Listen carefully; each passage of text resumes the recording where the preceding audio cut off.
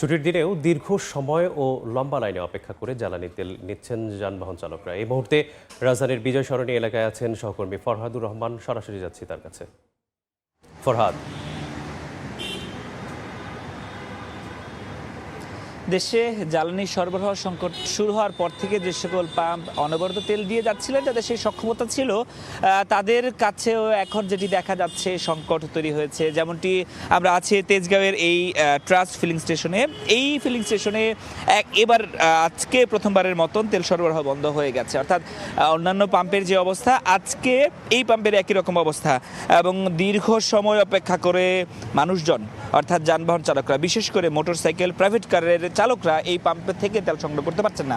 এখানকার যারা কর্মচারী আছেন, যারা পাম্প কর্তৃপক্ষ আছেন, তাদের সাথে আমরা কথা বলেছি। তারা বলছেন গতকালকে রাত থেকে তাদের কাছে থাকা মজুদ শেষ হয়ে গেছে এবং সেটি শেষ হওয়ার পর থেকে তারা আর কাউকেই দিতে পারছেন না। এবং তার প্রভাব কিন্তু আমরা দেখতে পাচ্ছি লম্বা সারিতে।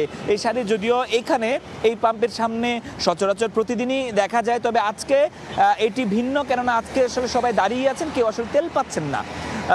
এই যে সংকট, এখানে যারা আসলে অপেক্ষা করছেন তাদের সাথে কথা বলেছি। তারা বলছেন কেউ সকাল 6টা থেকে অপেক্ষা করছেন, কেউ আবার বলছেন যে কালকে রাতে কয়েকবার ঘুরে গেছেন, কেননা কালকে রাত 10টার পর থেকেই এই পাম্পে কিন্তু তেল সরবরাহ বন্ধ রয়েছে। এবং পাম্প মালিকদের সাথে বা কর্তৃপক্ষের সাথে আমরা কথা বলেছি।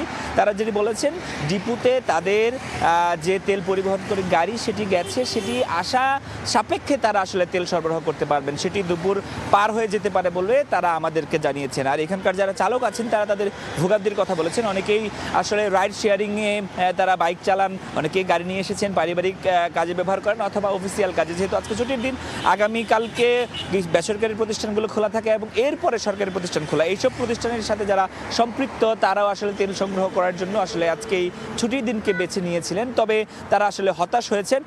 সকাল থেকে অনেকেই অপেক্ষা করছেন, কেউ তেল আসলে নিতে পারছে না, কেননা এই পাম্প সহ রাজধানীর বেশিরভাগ, অর্থাৎ অধিকাংশ বলা চলে সব পাম্পে তেল সংগ্রহ চালকরা করতে পারছেন না। এবং এই সংকট আস্তে আস্তে সংকটময় পরিস্থিতি তৈরি করছে বলে এখানকার চালকরা আমাদেরকে জানাচ্ছেন। তো এই ছিল আমার কাছে রাজধানীর বিজয় সরণি ট্রাস্ট পাম্প থেকে তেল সরবরাহ, জ্বালানি তেলের সরবরাহ নিয়ে সবশেষ আপডেট।